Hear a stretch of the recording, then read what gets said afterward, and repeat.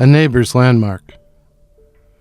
In every community of young people, there is a threshold experience, a rite of passage between being a kid and becoming an adult. Some places, it's as simple as getting your driver's license, going to the bar for the first time, or losing your virginity. As if that's simple. But in other places, it's an ordeal. Where I grew up in the 70s, the rite of passage was pretty basic and bowel-watering. At intervals along the side of the local train bridge, there were a series of small platforms for railway laborers to stand upon should a train pass while they were working. Each platform also featured a 55-gallon steel drum opened at the top. So when a boy wished to become a man, he would squeeze himself into one of the steel drums and wait for a train to pass by. I know, because I did this when I was 12. It probably sounds stupid. It is. But it's also terrifying. After all, you're only about a foot away as a speeding train roars past you, and it looks like it's going to run you over as it charges towards you. The noise, as the train goes by, is terrific, which is a good thing, as you're screaming at the top of your lungs the whole time. When the ordeal is over, you stagger from your hidey hole, then pull yourself together and walk staunchly up to your buddies and declare loudly, "That was fun. Think I'll do it again." But nobody does it twice.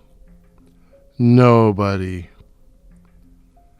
But in more recent years, the threshold experience has been to ride your bike along the North Service Road at midnight, on Saturday night, alone. Alone. And if you ask what's so bad about that, they'll say Headley. And if you ask who or what is Headley, they'll say don't ask. But unless a kid has been living under a rock, they already know who Headley is. Or was. A macho jerk of a biker who liked to ride his chopper, minus a muffler, down the length of the service road at midnight, going as fast as two wheels and a bad attitude could take him.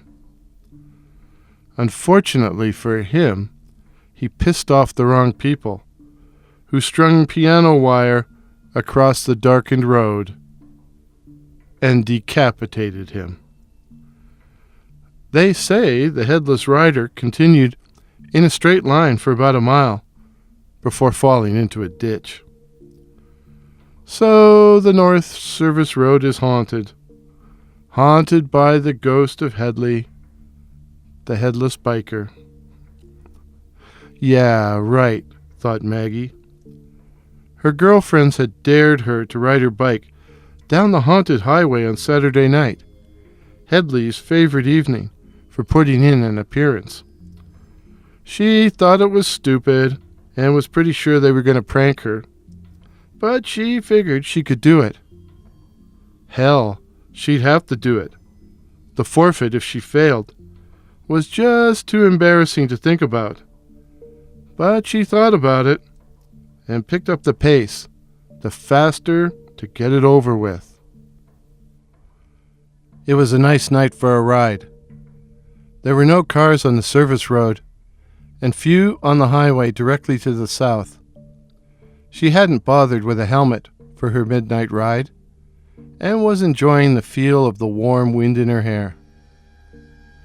She was scanning the road in front of her, on the alert for someone jumping out or screaming from one of the fields to the north, and was so busy keeping her eyes front, she didn't really think about what might be behind her, until she took a quick glance over her shoulder. Far behind her, on the horizon, perhaps as distant as the fourth line, she could make out a pinprick of red light. She stopped momentarily to stare at it, but it was so far away, she was sure it didn't concern her. And so she rode on. But it was no longer as much fun as it had been earlier. The road had gotten darker, if that was possible, and there seemed to be fewer cars passing along the highway. A lot fewer. It had suddenly gone all quiet. So quiet, she could hear the sound of a revving motorcycle off in the distance. A motorcycle? A noisy motorcycle? Without a muffler? It's got to be my so-called friend, she thought, pretending to be Headley the Headless Horseman. But she was surprised they had come up with something so elaborate. She had been expecting them to jump out with bedsheets over their heads, screaming, "Boo! Boo!" That was more their speed. She pulled over to the side and took another look back, realizing the red light she had seen earlier was the headlight on a rapidly approaching bike. "They're in a hell of a hurry," Maggie said to herself. "I'm going to step to the side here and let him fly on by and wave. Ha, ha, ha." She turned to take another look at the rapidly approaching red headlamp, and then knew in her gut it really was Headley, and she had to get out of there, for there flashed through her mind a series of frightful images of screaming women pushed to the ground, of a man with a bleeding face slashed by a broken bottle, of the wheels of a chopper bearing down on her, of a decapitated head rolling across a road and into a ditch. She had to get out of there. Now. How far was the Esso at the Cloverleaf? The one next to the country squire? A mile? She might be able to make it, in high gear. She'd have to make it. Maggie took off down the service road, pedaling like she had the devil on her trail, on her tail, the hellhounds on her trail. And that's exactly how it felt, that some fiend was pursuing her, and she dare not turn back to look. But she had to look, as if she was being forced to look. The motorcycle was much closer now, and gaining fast, and while it did indeed have a red headlight, Maggie could now see the entire bike and its dark-clad rider were radiating a crimson glow, like the light from a distant fire, or the fires of hell. She could see the rider clearly. What she couldn't see was ahead. It was moving incredibly fast, as if it was gliding through the air and not running on hard asphalt. Maggie rode like she had never ridden before, forgetting about safety, about the darkness, in her frantic attempts to get away, get to safety. But in her heart she knew she wasn't going to make it. And then Headley, was there, and she told herself to keep on riding. Just keep riding. Please, please, let me get to the Esso. Please, please, I'm almost there, and I'm almost in. Not gonna look. Not gonna look. Not gonna look. Not gonna look. Not gonna look. Not gonna. She looked. At first the reddish halo made it hard to see, but when her eyes adjusted, she was appalled to see that the rider had pulled up directly beside her. He was dressed entirely in black leather, including gloves, but had no head. They were riding side by side. Somehow, the headless biker was adjusting his speed to match that of Maggie's bike, and she was seized with a new horror. Oh God, don't let him touch me. Don't let him touch me. She knew it would be somehow unclean. Unclean. She feared it might be deadly. Deadly. Headley. Deadly. Deadly Headley. Deadly Headley, she began to chant out loud. Deadly Headley. Deadly Headley. Deadly Headley. Deadly Headley. Deadly Headley. Deadly Headley. Deadly Headley. Deadly Headley. The headless biker suddenly shot out his hand and grabbed Maggie's wrist, and she went into a spin and hit the ditch.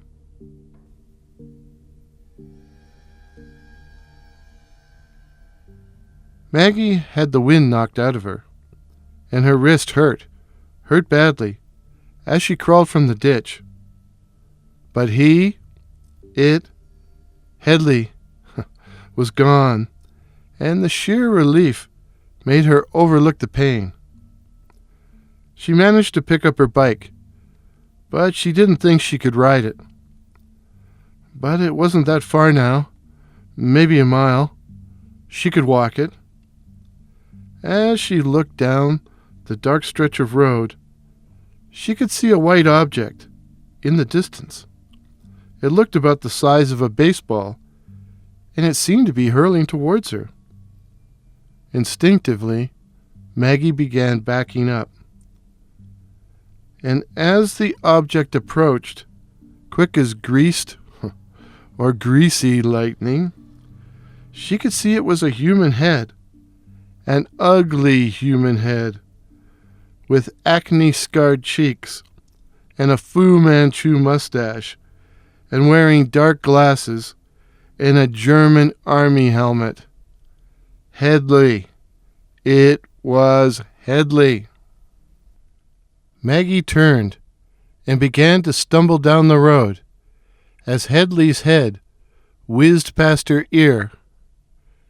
And then the evil head swung around in the air and, racing back, smacked directly into her forehead.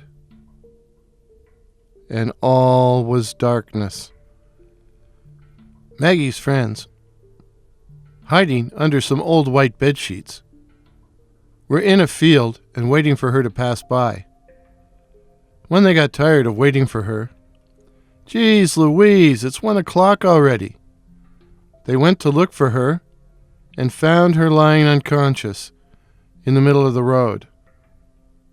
In the middle of the road, not far from the ditch where Headley's decapitated head had rolled so many years before.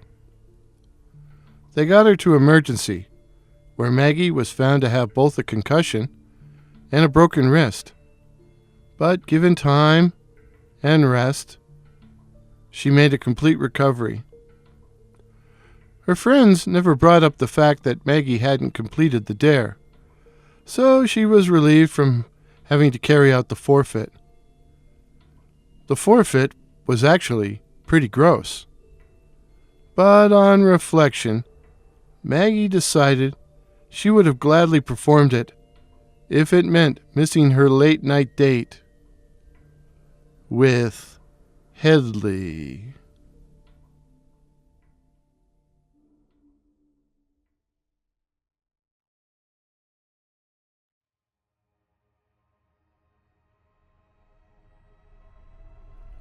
The Blimpy Dimp. They were told to stay off the North Service Road at night, especially after midnight. So, naturally, they went. They went in search of Headley, the headless biker, to see if they could video him, to upload on TikTok or YouTube. And if Headley wasn't around, maybe they would encounter the night floaters and get chased down the road by flying heads. That would be awesome. It was 12:01 a.m. when they started west on the North Service Road. There were 4 of them crammed into the Jeep, and they had to yell to make themselves heard over the music blasting from the speakers. In fact, they were making enough noise to wake the dead. But we won't repeat their conversation here, as it was somewhat repetitive, as every second word began with F. They had been driving for about 10 minutes and had just passed the 3rd line when they saw her standing at the side of the road. A woman in a long white nightdress, her face hidden by the tresses of her long, raven black hair. In unison they said, "What the F?" as the Jeep shot past. Somebody yelled, "Dude, that looked like that chick from The Ring." Somebody else, whose family came from Mexico, screamed, "La Llorona! La Llorona! The Wailing Woman!" And everybody cried, turn around, go back." And they did, as Alex, who was driving, pulled the Jeep around and raced back. But she was gone. Vanished. Everybody laughed, but it was nervous laughter, as someone said, "It must have been a ghost, eh?" And then suddenly, she was there, in her white nightdress, her long black hair covering her face, sitting in the crowded back seat between Mercedes and Ethan, and screaming like a banshee. And then they were all screaming, until the screaming was suddenly choked off.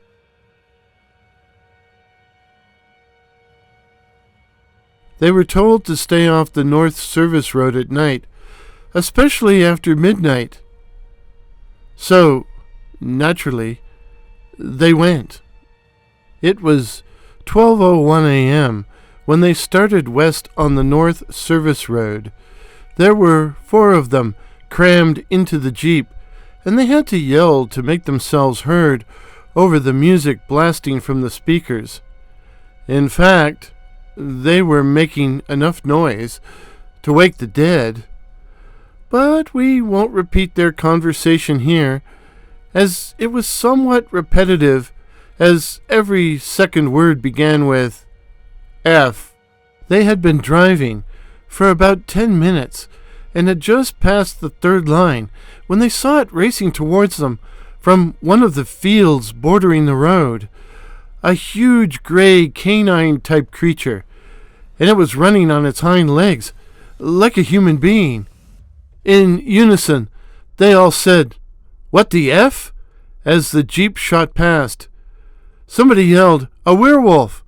But Orson, who was something of a know-it-all, said, "No, a Dogman." And then everybody yelled, turn around, go back." And they did, as Alex, who was driving, pulled the Jeep around and raced back. But it was gone. The wolf dog thing had vanished. Everybody laughed, but it was nervous laughter, as Orson said, "I bet it was a Dogman." And then suddenly there it was, right in front of them, and running full tilt at the Jeep, running on its hind legs like a human, 7 feet in height, gray with huge claws and blazing yellow eyes, and it leaped and hit the windshield, just as Orson says, It is a Dogman." But Orson said no more.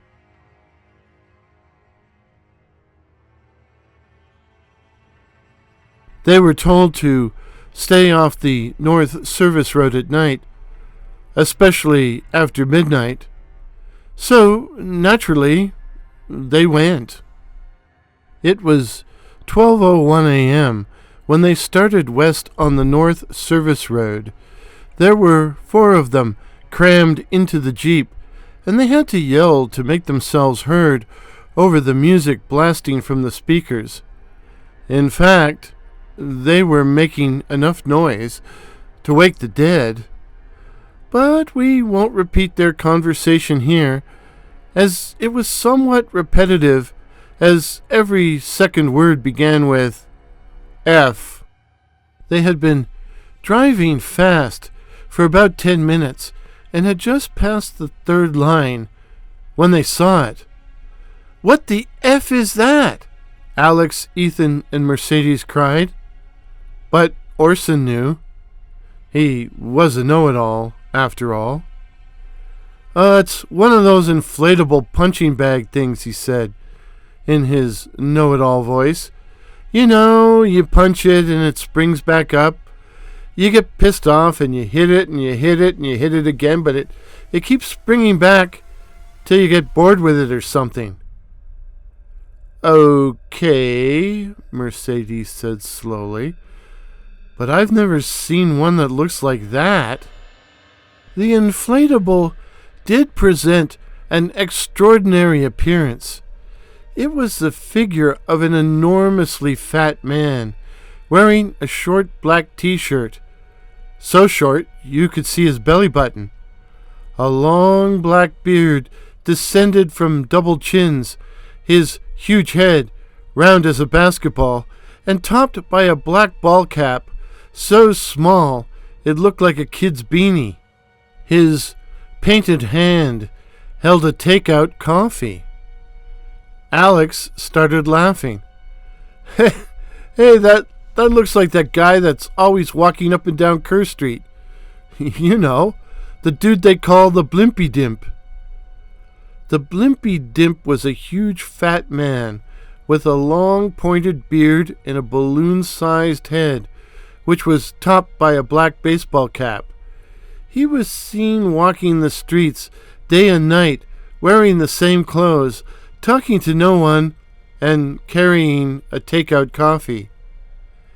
"Is that really him?" Mercedes sputtered. "No, it's just one of those inflatable things," Orson said in his usual snotty manner. "Sure looks like him, though."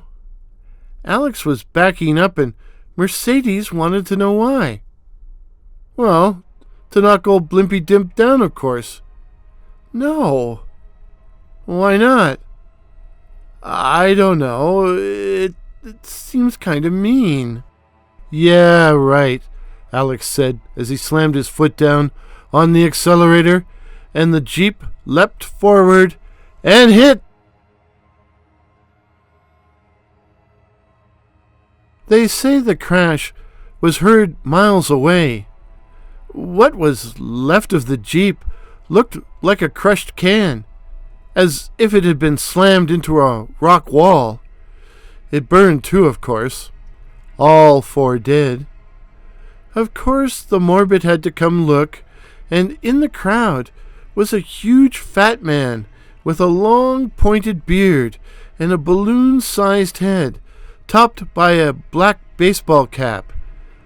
He was carrying a takeout coffee, and he was smiling. Smiling. The moral of the story? Never punch anything. You'll only hurt your hand.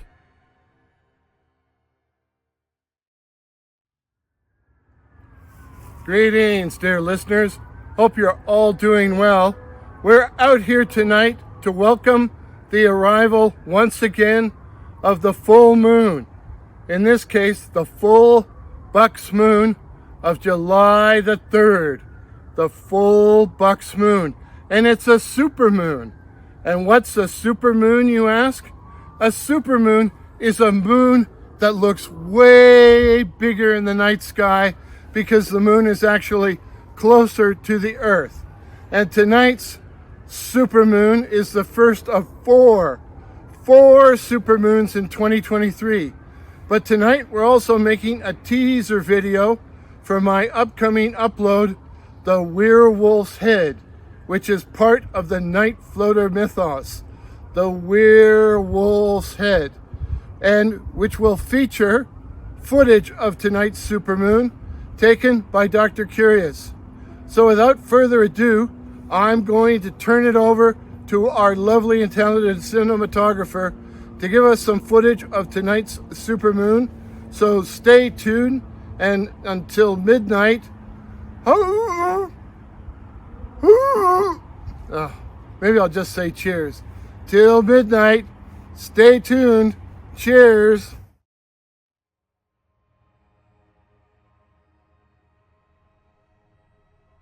The Night Floater Mythos.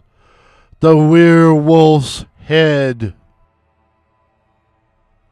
For as long as anyone around here can remember, the North Service Road has been haunted.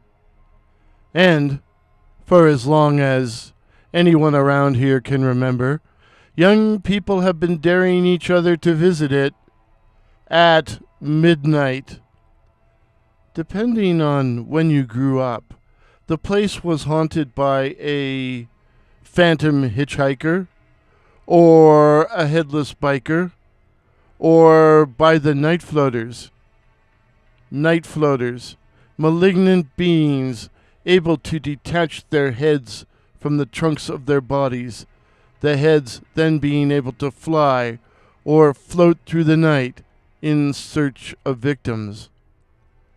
But nowadays, the North Service Road is haunted by a werewolf. The Whisper Stream and Rumor Mill said that at midnight, when the service road was awash in moonlight, a werewolf would come out of one of the nearby farmers' fields and give chase to any passing vehicles, and woe betide any solitary pedestrian. More and more stories were told of more and more sightings. The werewolf soon grew to 10 feet in height and had left angry claw marks on the trunk of some guy's brand new Lexus. All right, some guy's father's brand new Lexus. So, naturally, we had to check it out. Get some video to upload to YouTube, you know. We went on Saturday night at midnight. There was supposed to have been a full moon, but it failed to put in an appearance. There were 4 of us from college, all crowded into my old Camry, and we were talking trash, blasting tunes, and making so much noise, we would surely have scared off any self-respecting werewolf. The service road ran for 5 or 6 miles, and we traveled the full length and saw absolutely nothing. So we turned around to head back to town and got about halfway when there, by the side of the road, we saw Oswald. Oswald was a creep. He looked it too.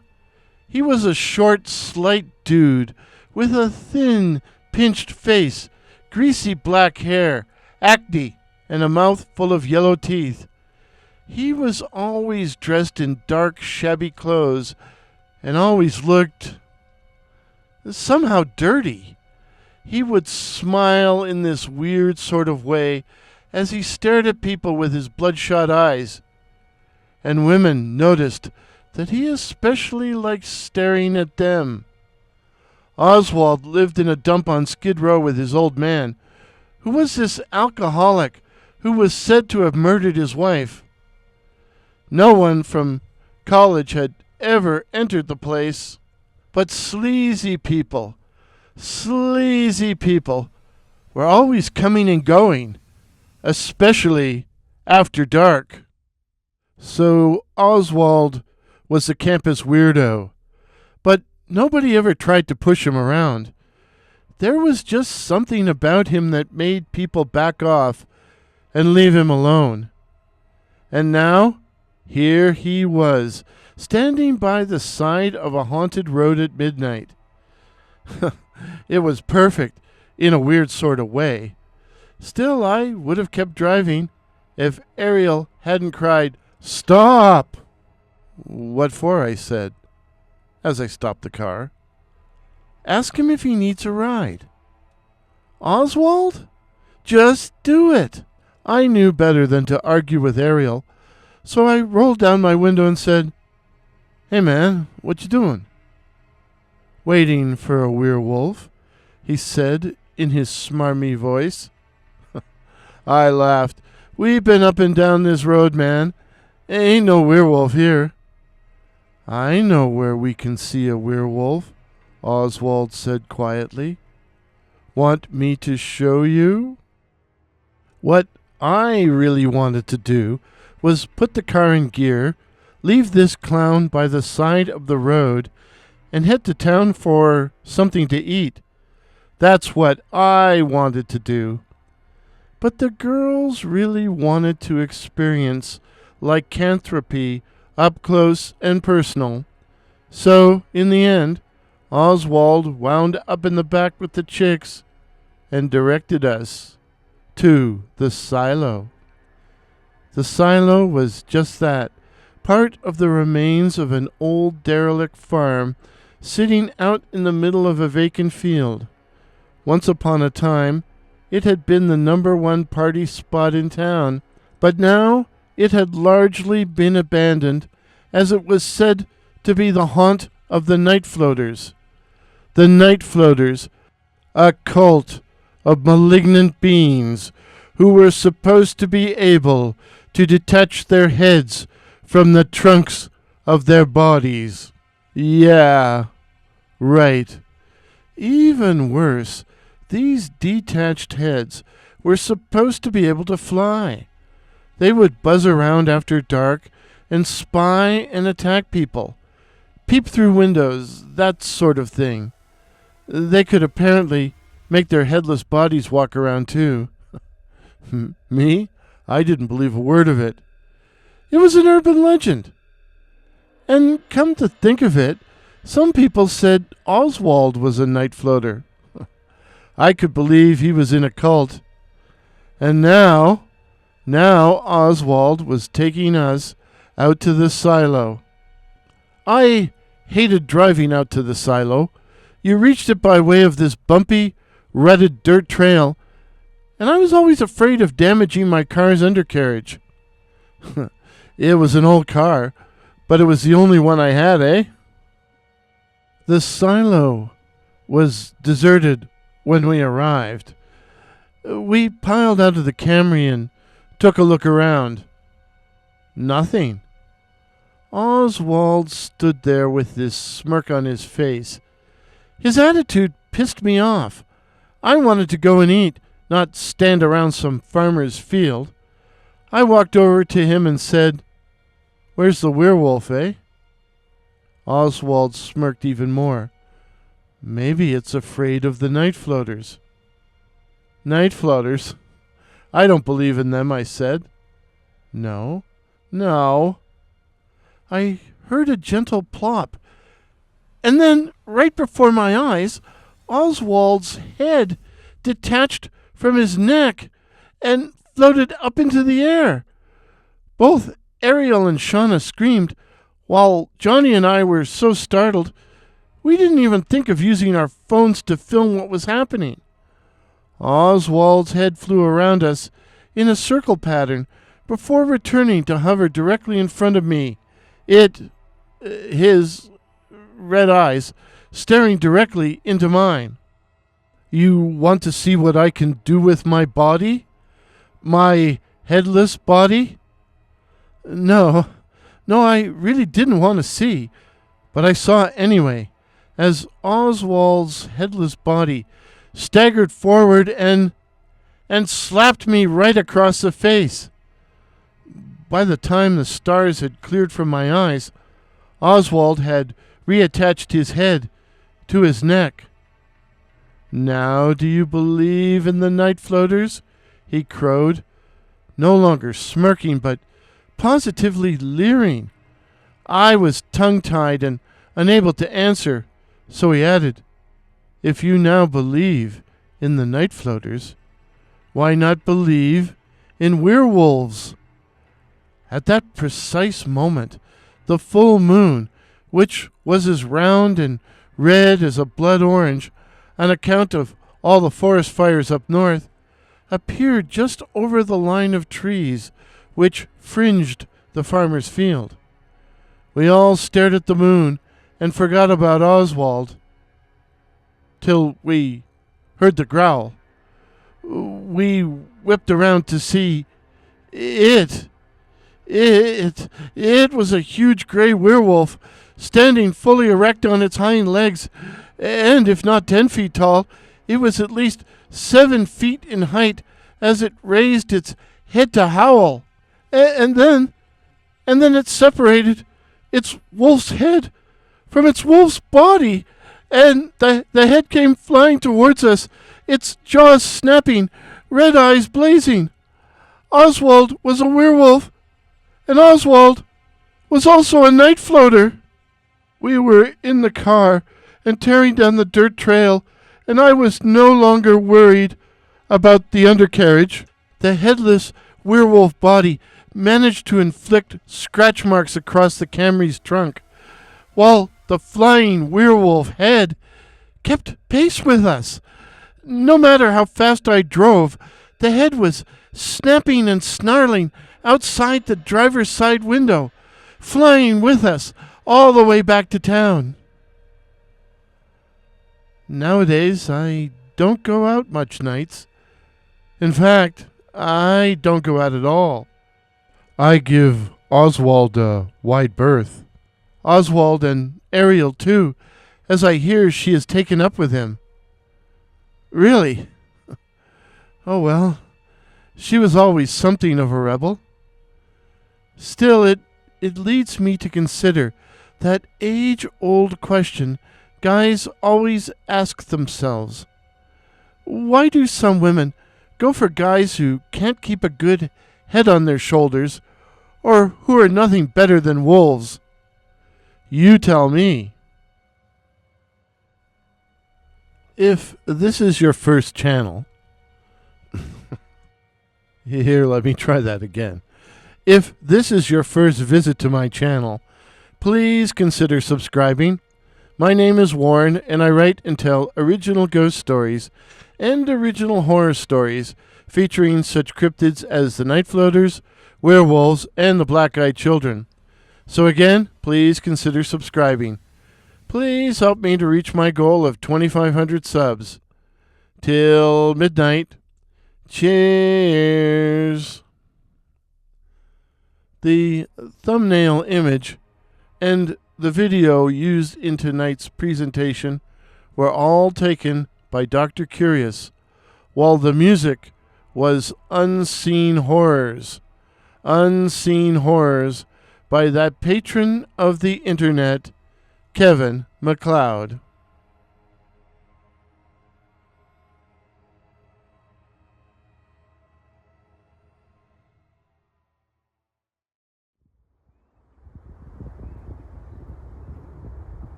Greetings, dear listeners.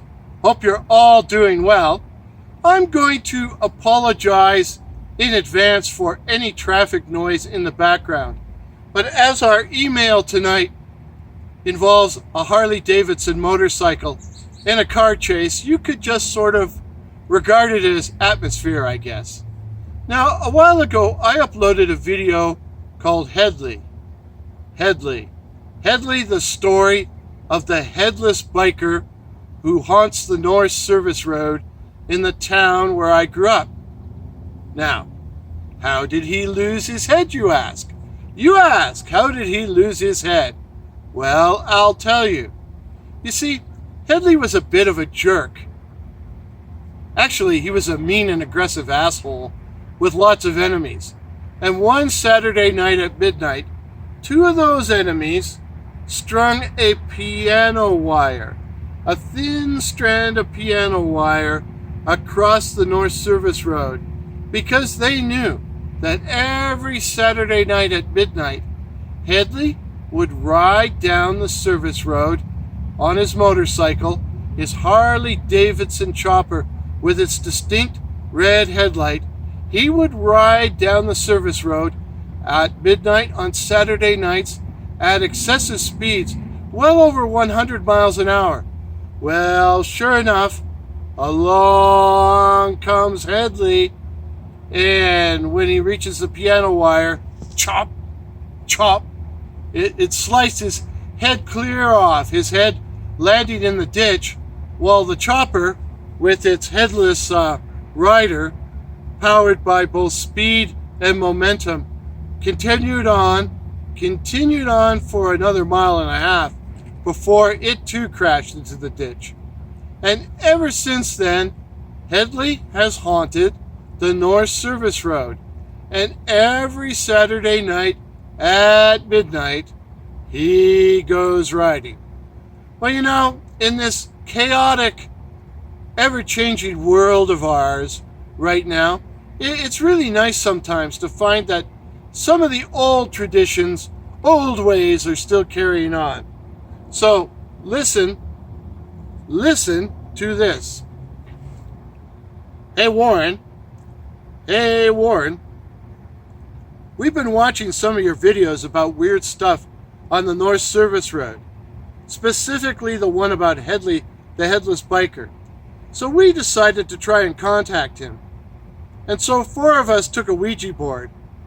I know you don't really approve of them, but we were totally bored. And we went to the spot where he was decapitated and set up the board in a nearby field on a night when the moon was dark. We had to use a flashlight to see what we were doing.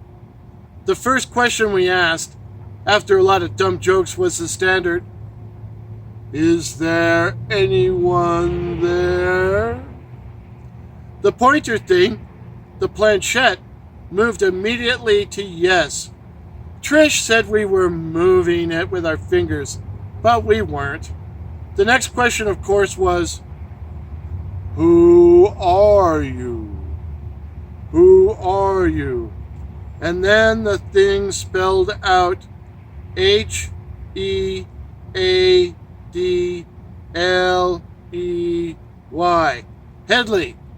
Headley, no way our fingers were doing that.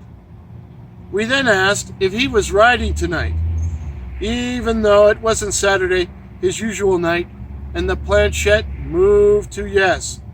We then asked when, and it spelled out midnight.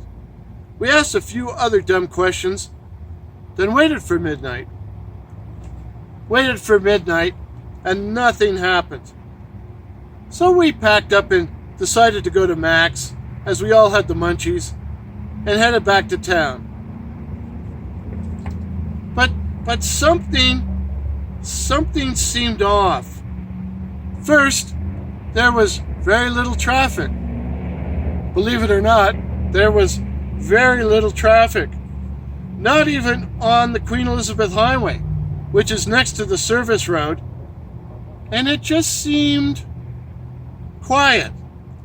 And then Trish started babbling that someone was following us, and we all looked back, and there it was in the distance, a solitary red light, like the red headlight of a motorcycle. Headley's Harley Davidson chopper.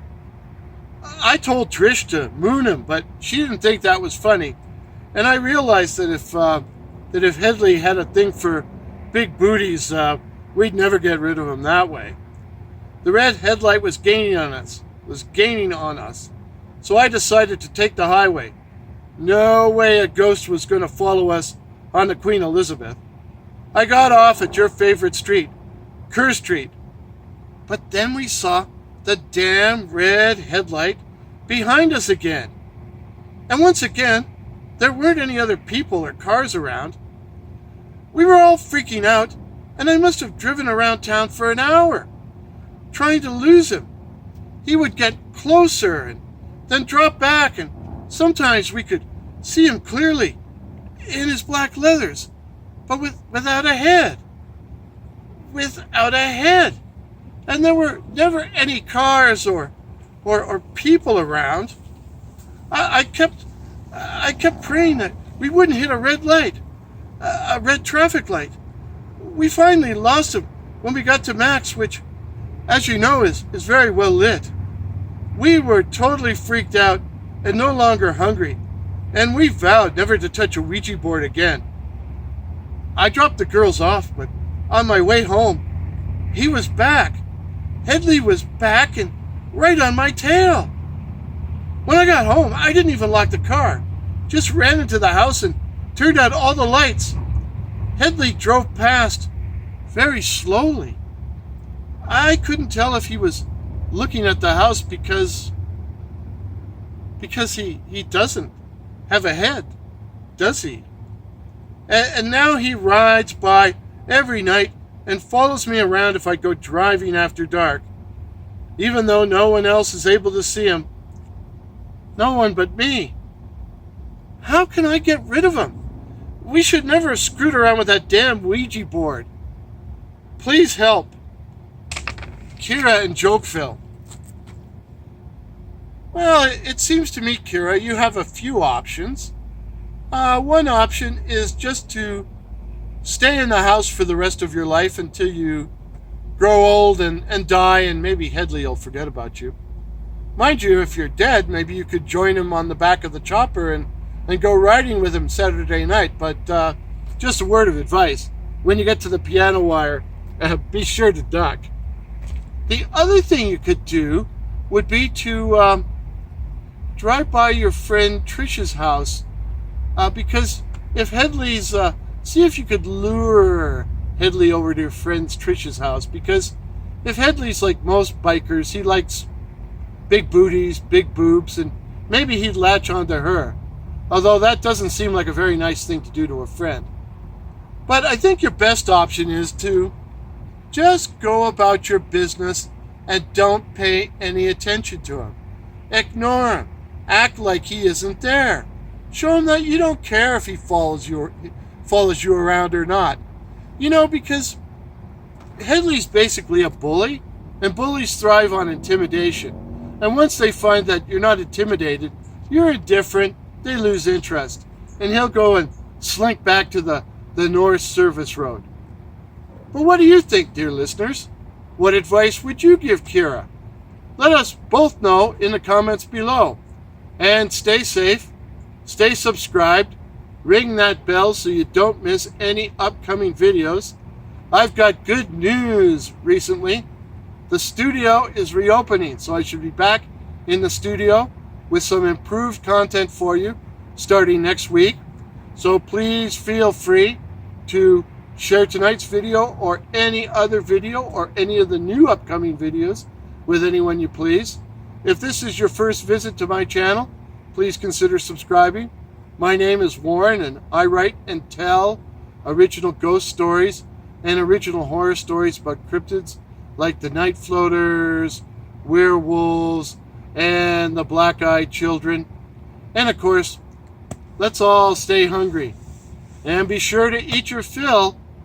We can, because we have heads and we have mouths. So be sure to eat your fill in this life, because you don't know what the icebox is like up there. But I got a feeling it's just full of like healthy stuff, you know, celery or yogurt. And I don't think you can depend on the larder down below. Although I bet they've got Mott's pickled bean clamato juice. Ah, big glass of Mott's pickled bean with 4 fingers of Fireball, topped off with a little Worcester sauce and a little Tabasco sauce. Ah, now there's a drink. You got breath fiery as Godzilla after that. But enough of me. I'm now going to ask the lovely and long-suffering camera crew to give us a panorama shot of tonight's surroundings. It looks like everybody's left, so we should be able to get a beautiful panorama.